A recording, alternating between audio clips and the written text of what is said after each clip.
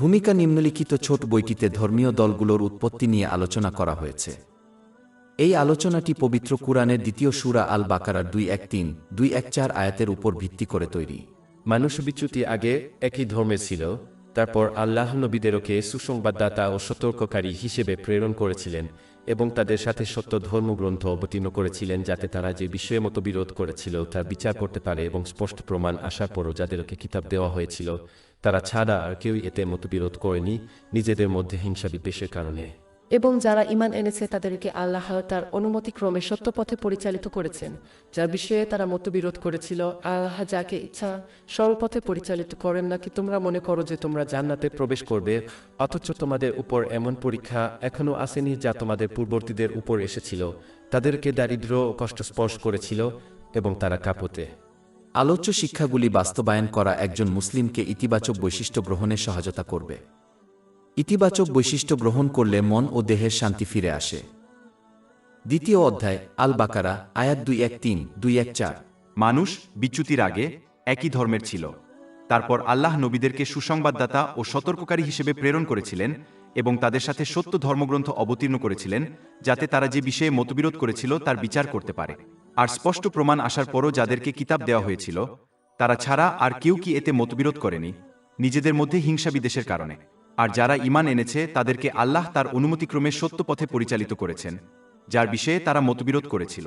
আর আল্লাহ যাকে ইচ্ছা সরল পথে পরিচালিত করেন। অথবা তোমরা কি মনে করো যে তোমরা জান্নাতে প্রবেশ করবে, অথচ তোমাদের উপর এমন পরীক্ষা এখনও আসেনি যেমন তোমাদের পূর্ববর্তীদের উপর এসেছিল, তাদেরকে দারিদ্র্য ও কষ্ট স্পর্শ করেছিল এবং তারা কাঁপতে। মহান আল্লাহ ব্যাখ্যা করেছেন যে ইসলামের সামগ্রিক বার্তা নতুন কিছু ছিল না। প্রকৃতপক্ষে এটি একটি প্রাচীন বার্তা ছিল যা ইতিহাস জুড়ে বহুবার পৌঁছে দেওয়া হয়েছিল, যার লক্ষ্য ছিল মানবজাতিকে একটি নিখুঁত আচরণবিধি প্রদান করা, যাতে তারা ঐক্য, ন্যায়বিচার, মানসিক শান্তি এবং উভয় জগতে সাফল্য অর্জন করতে পারে। সূরা 2 আল বাকারা, আয়াত 2:1-3। মানুষ বিচ্যুতির আগে একই ধর্মের ছিল, তারপর আল্লাহ নবীদেরকে সুসংবাদদাতা ও সতর্ককারী হিসেবে প্রেরণ করেছিলেন এবং তাদের সাথে সত্য ধর্মগ্রন্থ অবতীর্ণ করেছিলেন, যাতে তারা যে বিষয়ে মতবিরোধ করেছিল তার বিচার করতে পারে। ঐশ্বরিক আচরণবিধি ছাড়া ঐক্য, ন্যায়বিচার, মানসিক শান্তি এবং উভয় জগতে সাফল্য অর্জন করা সম্ভব নয়। কারণ এই জিনিসগুলি অর্জনের জন্য মানুষের জ্ঞান অত্যন্ত সীমিত এবং ভবিষ্যতের ঘটনাবলী সম্পর্কে তাদের কোনো জ্ঞান না থাকায় তারা কোনো ব্যক্তি বা সমগ্র সমাজের উপর তাদের তৈরি আচরণবিধির পরিণতি সঠিকভাবে ভবিষ্যৎবাণী করতে পারে না। উদাহরণস্বরূপ, আজও মানবজাতি মানুষের মন এবং শরীরের সাথে সম্পর্কিত সমস্ত জ্ঞান অর্জন করতে পারেনি, তাহলে তারা কিভাবে এমন আচরণবিধির পরামর্শ দিতে পারে যা মানসিক এবং শারীরিক অবস্থার ভারসাম্য অর্জন করবে, যা মনের শান্তির দিকে পরিচালিত করবে? এই নিখুঁত আচরণবিধি প্রদান করতে পারেন যা মানুষের প্রকৃতির জন্য তৈরি করা হয়েছে, যা চিরন্তন। তিনিই হলেন যিনি মানুষকে সৃষ্টি করেছেন এবং তাদের এবং অন্য সবকিছু সম্পর্কে সবকিছু জানেন, যথা মহান আল্লাহ। এটি একটি বাস্তবতা যা ইতিহাস জুড়ে প্রমাণিত হয়েছে। ইতিহাসের বেশিরভাগ অংশই ঐশ্বরিক শিক্ষাকে উপেক্ষা করে এমন সমাজে পরিপূর্ণ, এবং এটি স্পষ্ট যে কিভাবে সেই সমাজগুলি প্রযুক্তিগতভাবে উন্নত হলেও কখনো মানসিক শান্তি এবং ন্যায়বিচার পায়নি। অন্যদিকে, ইতিহাসে যে কয়েকটি সমাজ ঐশ্বরিক শিক্ষা সঠিকভাবে বাস্তবায়ন করেছিল তারা ন্যায়বিচার, ঐক্য এবং মানসিক শান্তি অর্জন করেছিল। সমাজের মধ্যে ন্যায়বিচার এবং ঐক্যের ক্ষেত্রে মানুষের দ্বারা তৈরি আচরণবিধি সর্বদা পক্ষপাতদুষ্ট হবে এবং একদল লোককে অন্য দলের উপর পছন্দ করবে, যেমন ধনীদের অন্য সকলের উপর পছন্দ করা। এছাড়াও সমাজের মধ্যে মানবসৃষ্ট আইন তৈরি এবং বাস্তবায়নের ভবিষ্যৎ পরিণতি মানুষের অদূরদর্শিতার কারণে অজানা, এমনকি যদি সমাজের উপর নতুন আইনের প্রভাব সম্পর্কে ভবিষ্যৎবাণী করা যায়। একমাত্র যিনি একটি নিরপেক্ষ আচরণবিধি প্রদান করতে পারেন যার মাধ্যমে প্রতিটি আইন বৃহত্তর সমাজের জন্য উপকারী হবে, এমনকি যদি তা তাদের কাছে স্পষ্ট নাও হয়, তিনি হলেন মহান আল্লাহ। সূরা 2 আল বাকারা, আয়াত 2:1-3। এবং এতে অর্থাৎ কিতাব নিয়ে কেউ মতবিরোধ করেনি, কেবল তারাই যাদেরকে এটি দেওয়া হয়েছিল স্পষ্ট প্রমাণ আসার পরও নিজেদের মধ্যে হিংসা বিদ্বেষের বশবর্তী হয়ে। যখনই মানুষ তাদের পার্থিব আকাঙ্ক্ষা, যেমন সম্পদ এবং নেতৃত্ব অর্জন, অনুসরণ করার সিদ্ধান্ত নেয়, তখনই তারা ইচ্ছাকৃতভাবে মতবিরোধ, চ্যালেঞ্জ এবং ঐশ্বরিক শিক্ষাকে উপেক্ষা করে। এর ফলে অনৈক্যের সৃষ্টি হয় এবং সমাজের বাকি অংশ সঠিক ঐশ্বরিক শিক্ষার উপর কাজ করতে বাধাগ্রস্ত হয়, কারণ প্রতিটি ঈর্ষান্বিত পণ্ডিত ইচ্ছাকৃতভাবে ঐশ্বরিক শিক্ষার ভুল ব্যাখ্যা করে তাদের নিজস্ব দল তৈরি করে, যাতে তারা নেতৃত্ব পেতে পারে। একজন মুসলিমকে এই মনোভাব এড়িয়ে চলতে হবে, কারণ এটি জাহান্নামের দিকে নিয়ে যায়। সুনান ইবনে মাজাহ 253 নম্বরে প্রাপ্ত একটি হাদিসে এই বিষয়ে সতর্ক করা হয়েছে। 2-3 নম্বর অধ্যায় আল মুমিনুন আয়াত 5-2-5-3। আর নিঃসন্দেহে তোমাদের এই ধর্ম একই ধর্ম, আর আমি তোমাদের প্রভু, তাই আমাকে ভয় করো। কিন্তু তারা অর্থাৎ জনগণ তাদের ধর্মকে নিজেদের মধ্যে ভাগ করে দিয়েছে, অর্থাৎ উপদল, প্রতিটি দল যা আছে তাতেই আনন্দ করছে। পূর্ববর্তী জাতিগুলি ধর্মের মধ্যে একটি শ্রেণীবিন্যাস ব্যবস্থা তৈরি করেছিল যাতে তারা নেতৃত্ব এবং সম্পদ অর্জন করতে পারে। তারা আল্লাহ, মহিমান্বিত এবং সাধারণ জনগণের মধ্যে দ্বারক্ষী হিসেবে আচরণ করত এবং স্পষ্ট করে দিত যে তারা কেবলমাত্র অন্ধভাবে অনুসরণ এবং তাদের সন্তুষ্ট করার মাধ্যমেই আল্লাহর নৈকট্য অর্জন করতে পারে। মুসলিম জাতিও এইভাবে আচরণ করেছিল যখন তাদের আদেশ দেওয়া হয়েছিল যে তারা বিভেদে না পড়ে বরং আন্তরিকভাবে ইসলামী শিক্ষা শিখতে এবং সে অনুযায়ী কাজ করতে যা তাদের ঐক্যবদ্ধ রাখত। অধ্যায় 3 আলে ইমরান আয়াত 105। আর তাদের মতো হজো না, যারা স্পষ্ট নিদর্শন আসার পরও বিভক্ত হয়ে পড়েছে এবং মতবিরোধে লিপ্ত হয়েছে, আর তাদের জন্য রয়েছে মহাশাস্তি। মূল আয়াতে যেমন ইঙ্গিত করা হয়েছে, পবিত্র নবীগণ তাদের উপর শান্তি বর্ষিত হোক, যেখানে পথপ্রদর্শক ছিলেন যারা উভয় জগতে আল্লাহ, মহিমান্বিত, তার নৈকট্য অর্জনের জন্য সঠিক পথ দেখিয়েছিলেন। তারা এমন দ্বাররক্ষীর মতো কাজ করতেন না যারা আল্লাহর নৈকট্য অর্জনের জন্য লোকেদের সন্তুষ্ট করার দাবি করতেন। একজন মুসলিমকে ইসলামী শিক্ষা শেখার এবং তার উপর আমল করার জন্য এই মনোভাবসম্পন্ন শিক্ষক খুঁজে বের করার চেষ্টা করতে হবে। একজন মুসলিমকে অবশ্যই সেই ধরনের আলেমদের এড়িয়ে চলতে হবে যারা তাদের নিজস্ব দলগুলিকে প্রচার করে এবং মানুষকে তাদের সাথে যোগ দিতে উৎসাহিত করে এবং অন্ধভাবে তাদের আচরণবিধি অনুসরণ করে। পরিবর্তে একজন মুসলিমকে পবিত্র কুরআন এবং মহানবী মুহাম্মদ এর ঐতিহ্য শেখার এবং তার উপর আমল করার চেষ্টা করতে হবে, যাতে তারা তাদের প্রদত্ত আশীর্বাদ সঠিকভাবে ব্যবহার করতে পারে এবং সঠিক মানসিকতা গ্রহণ করতে পারে যা সমাজের মধ্যে ঐক্যের দিকে পরিচালিত করে। সূরা 2 আল বাকারা আয়াত 2-1-3। আর আল্লাহ তার অনুমতিক্রমে ঈমানদারদেরকে সত্যের দিকে পরিচালিত করেছেন, যে বিষয়ে তারা মতবিরোধ করেছিল। কিন্তু এই নির্দেশনা কেবল তাদের জন্যই সংরক্ষিত যারা অন্ধভাবে অন্যদের অনুসরণ করা এড়িয়ে চলে এবং খোলা মনে ইসলামী শিক্ষা শেখার এবং সে অনুযায়ী কাজ করার চেষ্টা করে। সূরা 2 আল বাকারা আয়াত 2-1-3। আর আল্লাহ যাকে ইচ্ছা সরল পথে পরিচালিত করেন। এবং 1-2 নম্বর অধ্যায় ইউসুফ 108 নম্বর আয়াত। বলুন, এটি আমার পথ, আমি এবং আমার অনুসারীরা বিজ্ঞতার সাথে আল্লাহর দিকে আহ্বান করি। সূরা 2 আল বাকারা আয়াত 2-1-3। এবং এতে অর্থাৎ কিতাব নিয়ে কেউ মতবিরোধ করেনি, কেবল তারাই যাদেরকে এটি দেওয়া হয়েছিল স্পষ্ট প্রমাণ আসার পরও নিজেদের মধ্যে হিংসা বিদ্বেষে বশবর্তী হয়ে। মানুষ, বিশেষ করে সমাজের পণ্ডিত এবং নেতারা যখন মহান আল্লাহর প্রতি আন্তরিকতা গ্রহণ করে, তখন ঈর্ষা যা অনৈক্যের দিকে পরিচালিত করে তা এড়ানো যায়। এর অর্থ হল তারা তাদের প্রদত্ত আশীর্বাদ, যেমন সামাজিক প্রভাব এবং নেতৃত্ব, ইসলামী শিক্ষায় বর্ণিত মহান আল্লাহর সন্তুষ্টির উপায়ে ব্যবহার করার চেষ্টা করে। এটি সমাজের মধ্যে শান্তি, ন্যায়বিচার এবং ঐক্য ছড়িয়ে পড়ার বিশ্বাসটি নিশ্চিত করবে। এবং এটি একমাত্র উপায় যার মাধ্যমে তারা উভয় জগতে মানসিক শান্তি এবং সাফল্য অর্জন করতে পারবে। কিন্তু যদি তারা তাদের প্রদত্ত আশীর্বাদের অপব্যবহার করে, তাহলে তারা যা কিছু পাবে তা উভয় জগতেই তাদের জন্য কেবল চাপ, দুর্দশা এবং ঝামেলার কারণ হয়ে দাঁড়াবে, কারণ তারা মহান আল্লাহর শক্তি থেকে বাঁচতে পারবে না এবং তাদের পছন্দের পরিণতির মুখোমুখি হতে পারবে না। অধ্যায় 9 তওবার আয়াত 8-2। তারা যা অর্জন করেছিল তার প্রতিদান হিসেবে তারা একটু হেসে ফেলুক এবং তারপর অনেক কাঁদুক।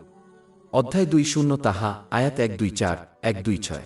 আর যে আমার স্মরণ থেকে মুখ ফিরিয়ে নেবে তার জীবন হবে দুর্বিষহ অর্থাৎ কঠিন, আর আমি তাকে কিয়ামতের দিন অন্ধ অবস্থায় একত্রিত করব। সে বলবে, হে আমার প্রতিপালক, আমি যখন দৃষ্টিশক্তিসম্পন্ন ছিলাম তখন তুমি আমাকে অন্ধ অবস্থায় কেন উঠালে? আল্লাহ বলবেন, এভাবেই আমার নিদর্শন তোমার কাছে এসেছিল, আর তুমি সেগুলো ভুলে গিয়েছিলে অর্থাৎ উপেক্ষা করেছিলে, আর আজ তোমাকেও এভাবেই ভুলে যাওয়া হবে। একজন ঈর্ষান্বিত ব্যক্তির মনে রাখা উচিত যে তার মনোভাব সরাসরি আল্লাহর সিদ্ধান্তকে চ্যালেঞ্জ করে, কারণ তিনি একমাত্র মানুষের মধ্যে পার্থিব আশীর্বাদ বন্টনের সিদ্ধান্ত নেন। অতএব ঈর্ষান্বিত ব্যক্তি বিশ্বাস করে যে মহান আল্লাহ অন্য কাউকে একটি বিশেষ আশীর্বাদ প্রদানের পরিবর্তে ভুল করেছেন। এই কারণেই ঈর্ষা একটি মহাপাপ। একজন মুসলিমের উচিত বরং তাকে যে আশীর্বাদ দেওয়া হয়েছে তা এমনভাবে ব্যবহার করার দিকে মনোনিবেশ করা যাতে সে আল্লাহর সন্তুষ্টি লাভ করতে পারে, কারণ সে জানে যে তাকে যে আশীর্বাদ দেওয়া হয়েছে তা তার জন্যই সর্বোত্তম এবং অন্যদের যা কিছু দেওয়া হয়েছে তা তার জন্যই সর্বোত্তম। এটি তাকে ঈর্ষার মন্দ পরিণতি, যেমন মানসিক চাপ এবং উভয় জগতের শাস্তি থেকে রক্ষা করবে। সূরা 2 আল বাকারা আয়াত 2-1-3। আর স্পষ্ট প্রমাণ আসার পরও যাদেরকে কিতাব দেওয়া হয়েছিল তারা ছাড়া আর কেউ এতে মতবিরোধ করেনি, নিজেদের মধ্যে হিংসা বিদ্বেষে বশবর্তী হয়ে। আর যারা ঈমান এনেছিল, আল্লাহ তাদেরকে সত্যের দিকে পরিচালিত করেছেন। যে বিষয়ে তারা মতবিরোধ করেছিল, আল্লাহ তার অনুমতিক্রমে। আর আল্লাহ যাকে ইচ্ছা সরল পথে পরিচালিত করেন। নবীগণ সালাম এবং ঐশী গ্রন্থ প্রেরণের মাধ্যমে প্রতিটি প্রজন্মের কাছে সত্য স্পষ্ট হয়ে ওঠার পর মানুষ দুটি দলে বিভক্ত হয়ে যায়। যখন এটি ঘটেছিল তখন তাদের মধ্যে ঘর্ষণ এবং দ্বন্দ্ব অনিবার্য ছিল। তাই মহান আল্লাহ মুসলমানদের এই দ্বন্দ্বের সময় দৃঢ় থাকতে উৎসাহিত করেন, কারণ এটি ঈমান এবং কুফরের মধ্যে একটি প্রাচীন যুদ্ধ যা অনিবার্যভাবে প্রতিটি প্রজন্মের মধ্যে ঘটে। সূরা 2 আল বাকারা, আয়াত 214। অথবা তোমরা কি মনে করো যে তোমরা জান্নাতে প্রবেশ করবে, অথচ তোমাদের উপর এখনও এমন পরীক্ষা আসেনি যা তোমাদের পূর্ববর্তীদের উপর এসেছিল। অন্যান্য অনেক ধর্মের মতো ইসলাম এমন দাবি করে না যে তার অনুসারীদের পৃথিবীতে জান্নাত এবং পরকালে জান্নাত দেওয়া হবে। বরং এটি স্পষ্ট করে যে বিশ্বাস গ্রহণের সাথে পরীক্ষার প্রয়োজন হয়, কারণ এই পরীক্ষাগুলি একমাত্র উপায় যা স্পষ্ট করে যে কে প্রকৃত ঈমানের অধিকারী এবং কে অসম্পূর্ণ। ঠিক যেমন বিশ্ববিদ্যালয়গুলিতে পরীক্ষাগুলি ব্যবহার করা হয় কোনো শিক্ষার্থীর স্নাতক হওয়ার জন্য প্রয়োজনীয় জ্ঞান প্রকৃতপক্ষে রয়েছে এবং কোনো শিক্ষার্থীর নেই তা নির্ধারণ করার জন্য। যদিও মহান আল্লাহ ইতিমধ্যেই জানেন যে কে প্রকৃত ঈমানদার, তবুও তিনি তার অসীম জ্ঞানের ভিত্তিতে লোকদের বিচার করেন না, বরং তিনি তাদের উদ্দেশ্য এবং কর্মের ভিত্তিতে লোকদের বিচার করেন। অতএব একজন ব্যক্তির উদ্দেশ্য এবং কর্মকে প্রকাশ করার জন্য পরীক্ষার প্রয়োজন। অধ্যায় 3 আলে ইমরান, আয়াত 179। আল্লাহ মুমিনদেরকে সেই অবস্থায় রাখবেন না যেখানে তোমরা বর্তমানে আছো, যতক্ষণ না তিনি মন্দকে ভালো থেকে আলাদা করেন। এবং সূরা 2 আল বাকারা, আয়াত 214। অথবা তোমরা কি মনে করো যে তোমরা জান্নাতে প্রবেশ করবে, অথচ তোমাদের উপর এখনও এমন পরীক্ষা আসেনি যা তোমাদের পূর্ববর্তীদের উপর এসেছিল।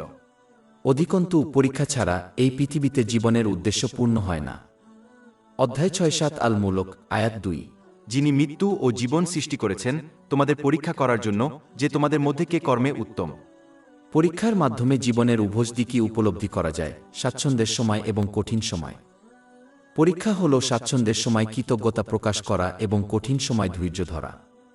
কৃতজ্ঞতা হল পবিত্র কুরআন এবং মহানবী হযরত মুহাম্মদ শাহ এর হাদিসে বর্ণিত আল্লাহকে সন্তুষ্ট করার জন্য প্রদত্ত আশীর্বাদগুলোকে আন্তরিকভাবে ব্যবহার করা। এর মধ্যে রয়েছে আল্লাহকে খুশি করার জন্য একটি ভালো নিয়ত গ্রহণ করা, কারণ মানুষের জন্য কাজ করলে আল্লাহ তাআলা তাকে পুরস্কৃত করবেন না। জামে আত তিরমিজি 3154 নম্বরে প্রাপ্ত একটি হাদিসে এই বিষয়ে সতর্ক করা হয়েছে। কৃতজ্ঞতার মধ্যে রয়েছে ভালো কথা বলা বা নীরব থাকা। ধৈর্যের মধ্যে রয়েছে নিজের কথা বা কাজে অভিযোগ করা এড়িয়ে চলা এবং আল্লাহ তাআলার প্রতি আন্তরিক আনুগত্য বজায় রাখা, জেনে রাখা যে তিনিই সর্বোত্তম। অধ্যায় 2 আল বাকারা, আয়াত 216। কিন্তু হয়তো তোমরা কোনো জিনিসকে অপছন্দ করো অথচ তা তোমাদের জন্য কল্যাণকর, আর হয়তো তোমরা কোনো জিনিসকে ভালোবাসো অথচ তা তোমাদের জন্য অকল্যাণকর। যেমনটি আগেই আর উল্লেখ আল্লাহ করা জানেন, হয়েছে, তোমরা মহান জানো। আল্লাহ স্পষ্ট করে বলেছেন যে পরীক্ষার মুখোমুখি হওয়া কেবল মুসলমানদের জন্যই নয় এবং প্রতিটি প্রজন্মের প্রতিটি ব্যক্তি এর মুখোমুখি হয়েছেন। সূরা আল বাকারা, আয়াত 214। অথবা তোমরা কি মনে করো যে তোমরা জান্নাতে প্রবেশ করবে, অথচ তোমাদের উপর এখনও এমন পরীক্ষা আসেনি যা তোমাদের পূর্ববর্তীদের উপর এসেছিল। তারা দারিদ্র্য ও কষ্টে আক্রান্ত হয়েছিল এবং তাদের কাঁপানো হয়েছিল। এমনকি তাদের রাসূল এবং তার সাথে যারা বিশ্বাস করেছিল তারাও বলেছিল, আল্লাহর সাহায্য কখন আসবে। এই বাস্তবতা বোঝা এই পৃথিবীতে পরীক্ষার মুখোমুখি হওয়া সহজ করে তোলে, কারণ সমগ্র মানবজাতি কোনো না কোনোভাবে পরীক্ষার সম্মুখীন হয়। অতএব একজন মুসলিমের উচিত এমন আত্মকেন্দ্রিক মনোভাব এড়িয়ে চলা যেখানে তারা এমন আচরণ করে যেন তারা কেবল তারাই সমস্যার মধ্য দিয়ে যাচ্ছে। ইতিহাসের পাশাপাশি বর্তমান সময়ের দিকেও নজর দেওয়া উচিত, যাতে সকল মানুষ, বিশেষ করে যারা আল্লাহর নিকটবর্তী, তারা সমস্যার সম্মুখীন হয়েছে এবং বেশিরভাগ ক্ষেত্রেই তাদের চেয়েও কঠিন সমস্যার সম্মুখীন হয়েছে তা উপলব্ধি করা যায়। এটি ধৈর্য ধারণে সাহায্য করবে এবং তাদেরকে আরও বড় সমস্যা দিয়ে পরীক্ষা না করার জন্য মহান আল্লাহর প্রতি কৃতজ্ঞতা প্রকাশ করতে উৎসাহিত করবে। উপরন্তু একজন ব্যক্তির মনে রাখা উচিত যে মহান আল্লাহ মানুষকে তাদের ক্ষমতার বাইরে পরীক্ষা করেন না, তাই ধৈর্য প্রদর্শনে ব্যর্থ হওয়ার কোনো অজুহাত নেই। সূরা 2 আল বাকারা, আয়াত 216। আল্লাহ কোনো আত্মার উপর তার সাধ্যের বাইরে কোনো বোঝা চাপান না। যেহেতু জীবনের পরীক্ষা নির্ধারিত, তাই কেউ তা এড়াতে পারে না। 5-7তম অধ্যায় আল হাদিদ, আয়াত 22-23। পৃথিবীতে অথবা তোমাদের উপর এমন কোনো বিপদ আসে না যা আমরা তা সৃষ্টি করার পূর্বেই একটি কিতাবে লিপিবদ্ধ থাকে। অবশ্যই এটি আল্লাহর জন্য সহজ, যাতে তোমরা যা হারিয়ে ফেলেছ তার জন্য হতাশ না হও এবং তিনি তোমাদের যা দিয়েছেন তার জন্য গর্বে আনন্দিত না হও। অতএব একজন ব্যক্তি হয় কঠিন সময়ে অধৈর্যতা দেখাতে পারে এবং অগণিত পুরস্কার হারাতে পারে, অথবা ধৈর্য ধরে সেই অসুবিধা অনুভব করতে পারে এবং অগণিত পুরস্কার পেতে পারে। যেভাবেই হোক, তারা অনিবার্য অসুবিধার মুখোমুখি হবে, তাই এর মাধ্যমে অগণিত পুরস্কার অর্জন করা যুক্তিসঙ্গত। সূরা আইজুমার আয়াত ১০। ধৈর্যশীলদের তাদের প্রতিদান বিনা হিসাব অর্থাৎ সীমা দেওয়া হবে। অধিকন্তু মহান আল্লাহ সকল মানুষের কাছে স্পষ্ট করে দিয়েছেন যে তার সাহায্য এবং সমর্থন সর্বদা নিকটবর্তী, বিশেষ করে যারা ধৈর্য ও কৃতজ্ঞতা অবলম্বন করার চেষ্টা করে। সূরা ২ আল বাকারা আয়াত ২১-৪। যতক্ষণ না তাদের রসূল এবং তার সাথে যারা ঈমান এনেছিল তারা বলল, আল্লাহর সাহায্য কখন আসবে? নিঃসন্দেহে আল্লাহর সাহায্য নিকটবর্তী। কিন্তু এটা মনে রাখা গুরুত্বপূর্ণ যে মহান আল্লাহর সাহায্য এবং সমর্থন সর্বদা তার অসীম প্রজ্ঞা এবং জ্ঞান অনুসারে হয়। অতএব তার সাহায্য সংশ্লিষ্টদের জন্য সর্বোত্তম সময়ে এবং সর্বোত্তম উপায়ে আসে, এমনকি যদি এটি তাদের কাছে স্পষ্ট নাও হয়। বেশিরভাগ ক্ষেত্রেই এই ঐশ্বরিক সাহায্য একজন ব্যক্তির প্রত্যাশা অনুযায়ী আসে না, কারণ তাদের জন্য সর্বোত্তম কী তা সম্পর্কে তাদের জ্ঞান অত্যন্ত সীমিত। সূরা আল বাকারা আয়াত ২১-৬। কিন্তু হয়তো তোমরা কোনো জিনিসকে অপছন্দ করো অথচ তা তোমাদের জন্য কল্যাণকর, আর হয়তো তোমরা কোনো জিনিসকে ভালোবাসো অথচ তা তোমাদের জন্য অকল্যাণকর, আর আল্লাহ জানেন, তোমরা জান না। দুঃখের বিষয় হল, অনেক মুসলিম এই বাস্তবতা বুঝতে ব্যর্থ হয় এবং প্রায়শই ভাগ্য এবং আল্লাহর কাছ থেকে সহায়তা না পাওয়ার সমালোচনা করে, যখন তাদের ইচ্ছানুযায়ী সাহায্য তাদের কাছে আসে না। এই বাস্তবতা বোঝা এবং গ্রহণ করা নিজেই একটি পরীক্ষা যা মুসলমানদের অবশ্যই অতিক্রম করতে হবে যদি তারা ধৈর্য এবং আল্লাহর প্রতি কৃতজ্ঞতা বজায় রাখতে চায়, যাতে তারা উভয় জগতে মানসিক শান্তি এবং সাফল্য অর্জন করতে পারে। সূরা ১/৬ আন-নাহল আয়াত ৯-৭। যে কেউ সৎকর্ম করে, পুরুষ হোক বা নারী, মুমিন অবস্থায়, আমি অবশ্যই তাকে পবিত্র জীবন দান করব এবং অবশ্যই তাদেরকে তাদের সর্বোত্তম কর্মের প্রতিদান দেব যা তারা করত। আমাদের ওয়েবসাইট শেখফদ.com-এ ৫০০টিরও বেশি বিনামূল্যের ebook, audio book, infographics, podcast এবং ব্লগ পাওয়া যাচ্ছে।